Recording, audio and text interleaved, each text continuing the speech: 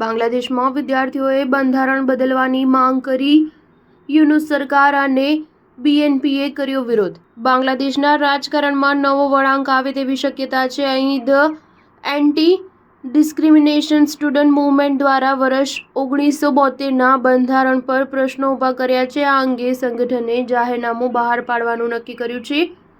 વિદ્યાર્થી સંગઠનનો દાવો છે કે 1972ના બંધારણે ભારતની આક્રમકતાનો માર્ગ ખોલી દીધો છે.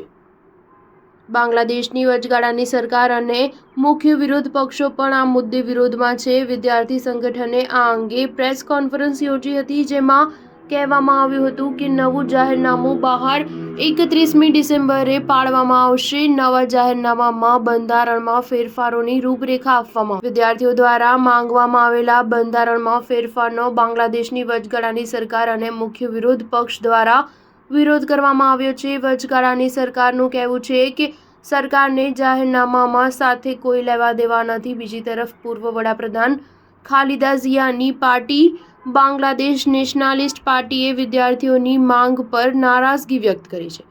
પાર્ટીના વરિષ્ઠ નેતા મિર્ઝા અબ્બાસે તેને ફાસીવાદી ગણાવ્યો છે. ઉલ્લેખનીય છે કે પદભ્રષ્ટ પૂર્વ વડાપ્રધાન શેખ હસીના વિદ્યાર્થીઓના ગુસ્સાનો શિકાર બની છે. તેમને વડાપ્રધાનના પદ પરથી રાજીનામું આપવાની ફરજ પડી હતી અને ભારતમાં આશરો લેવો પડ્યો હતો. સ્ટાર ન્યૂઝ 7 હંમેશા સચ્ચાઈની સાથે.